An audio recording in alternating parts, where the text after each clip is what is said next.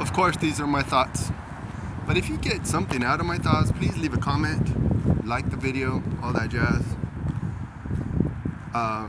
Again, I've been still reading about humility in my devotional, and I think humility is something that we take for granted. That's something that we really need to consider. Humility, with all humility. I know it's important to a lot of people to have like happiness, comfort, joy, all that business. But people will go about comfort and joy with like no regard for anyone else. And that's not really being humble. Being humble is being able to function in this world with a lot of other people, because there's a lot of other people in this world, in case you didn't notice. And that we need to do self-examination, not in some metaphysical, crazy, kind of silly way, but self-examination in a way that we actually truly try to get to know ourselves, and to like Kenny Rogers says about knowing when to fold them, knowing when to hold them, know when to walk away, know when to run. And that comes with a little bit of self-examination of how you're functioning in this society. Because when we function in this society, it's very important for people to have a awareness of their surroundings, like see something, say something, all those things, all those like slogans we got used to in the last few years actually. See something, say something. I think that was really a new phenomenon for the year 2001, because we all know what happened that year.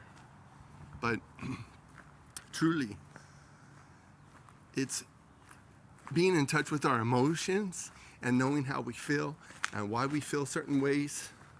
I mean, this is all really good, important things that people just really need to, really in their heart of hearts, being able to have a good sense of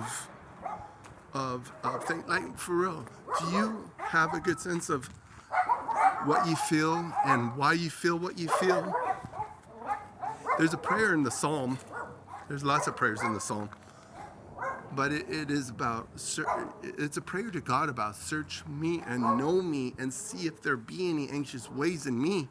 Ultimately, God knows our whole being, our whole makeup, what makes us tick, what we're about. And when we truly examine ourselves and have a little bit of empathy, like being in other people's shoes, like I've said before in my other videos, how important it is to listen and to be hearing what you hear and why you hear what you're hearing.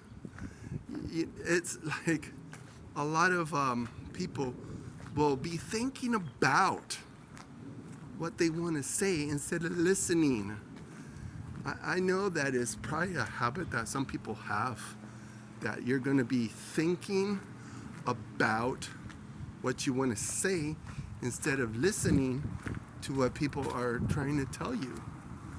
And that's like, I know it comes with maturity, because I know when you're a teenager or young adult, you're still in that infant stage of wanting what you want, doing what you want. Like, you know, when you're an infant, you do have that real good like trust and faith and love and all those things that is taken for granted, because kids also do have the intuition about certain people, certain things. They are like in touch with their surroundings, probably more so than we are. But ultimately, we have to compensate as we get older with an intuition of maturity. We don't have that innocence anymore. No one has innocence, and that's the one thing about getting to know yourself. I mean, you're not as innocent as you may have been at one point. I mean, truly, I mean, is there anybody out there that really is like, oh, well, I'm a good person? Yeah, you're a good person, or you do good things. There's a difference, because if you do good things, even good people do errors and foul ups and mess ups and all that stuff. And even the evil people that you know, they manage to do good things, even to their family and friends especially. They take care of them.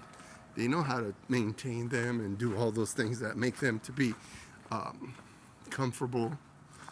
But what is your premium, though? What is your premium on comfort? What is your premium on those things that are fleeting? Because this life is fleeting. Time is ruthless. I'm pretty sure if you're even in your late 30s, you know that time is ruthless and it's not waiting. Time is going to go plow right over you, no matter what your plans are or anything. And that's something that I just want to leave you with about your presentation and the way you interact in this world. You know, are you patient to find out these things, or are you eager? You know, there's a certain eagerness that you have for some things, but some things like, really, why are you eager? Why are you in a hurry? You know, even though the time is ruthless, but time is also like, if you manage it and understand it and be able to function in this world, I mean, time could be your friend if you know how to use it. But hopefully you get something out of it, and let me know either way.